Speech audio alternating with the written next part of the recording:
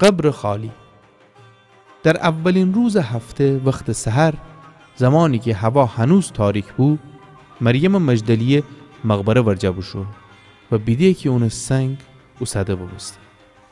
پس بودو بشو شمعون پتروس ورجه و او شاگرد دیگری که عیسی اون دوست داشتی.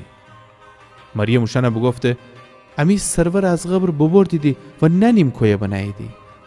پس پتروس اویت شاگرد امره بیرون بمو و بشویدی به سمت مقبره. هر دوتا دوستیدی، اما اویت شاگرد تونتر بشو. از پتروس پیش گفته و اول اون به مقبره فرسه. پس خما بسته و بیده که پارچی کفن اوی نهه، اما مقبره درون نشو.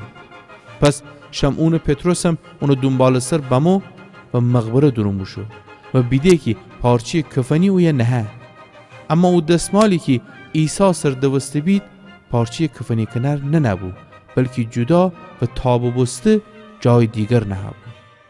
پس او شاگرد دیگر هم که اول به مقبره فرسه بو وشو بدرون بیده و ایمان باورده، چون که هنوز کتاب مقدس درک نکودی بید که اون باید از مردیان میان ویریزه.